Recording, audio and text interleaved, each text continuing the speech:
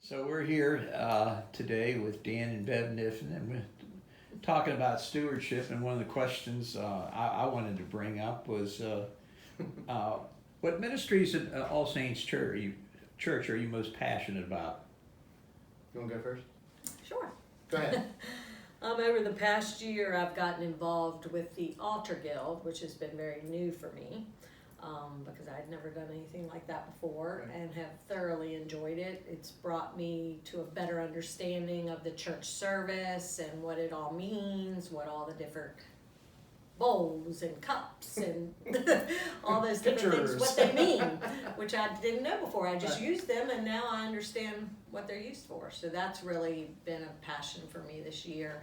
And then another big ministry, I guess you would say, is the carpool ministry for the Choir kids. choir kids, the Apachok children that I take to choir on Thursdays has just been, I love A it. real thrill. A They're real lovely thrill. Yeah, children. lovely kids, and I've just had so much fun taking them on Thursdays. They just provide me with a lot of laughs, and we have a really good time together. Right, So that's you been do. another fun thing I've really enjoyed doing. Two different things this year with that.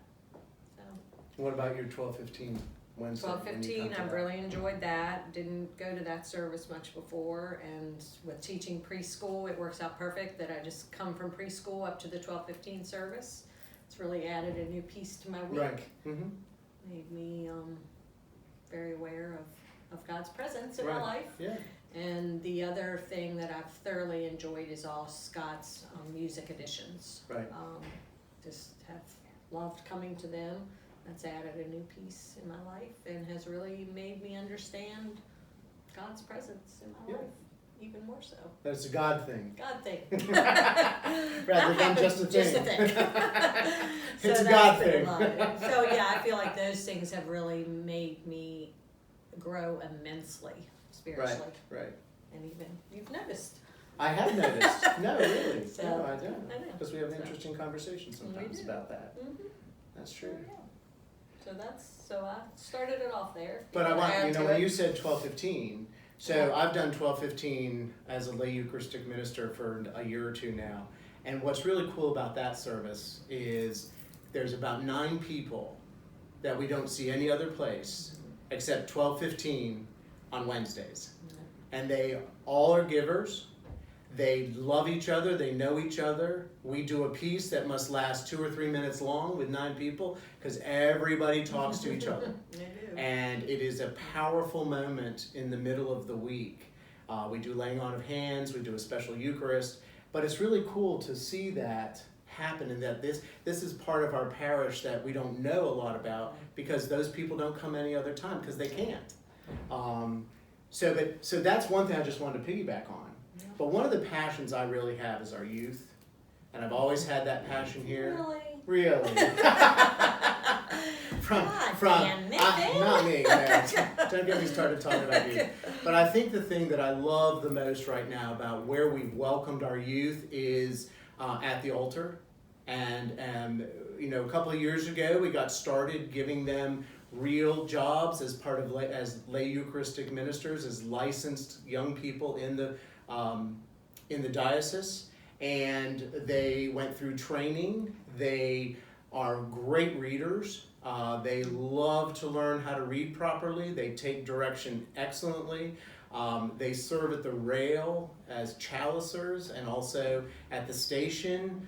There's no difference between an adult and a youth when it comes to how they read or how they present the chalice, or even when they get the opportunity to paten.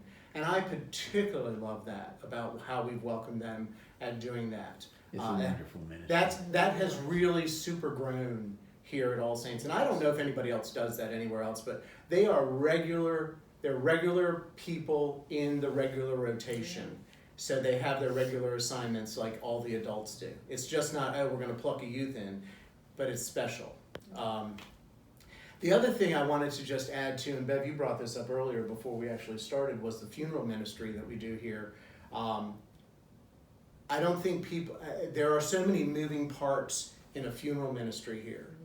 And I had the opportunity, and it was a great honor to help that when Brent was gone for two very important funerals here. And to meet with the families. I remember that. To be able to hear how they want the service shaped, how to be able to keep it within the traditions of All Saints, how to be able to move with them from the time we hear about it to the time we lay their family member to rest. It is an amazing opportunity for people to be involved in. The way you were involved that week was It is. like, I had 2 in 1 week, yeah. and so I have great appreciation also for what Brent and Judy, when she was here, and all the other priests we've ever had here, and what John will get himself involved in. When that happens, everything stops. Everything gets put on hold to attend to that family. And that's multiple meetings, multiple telephone calls, multiple emails, multiple reviews of bulletins, and coordinating the food and the receptions and flowers and all those kind of things. So I just wanted to say that was just a very powerful week to be able to do something like that. Thank you for both of you for taking your time out to share your thoughts about stewardship and everything that you've done for the church. We had fun. We did. We just walk into the hall and it's like, hey, I'm here.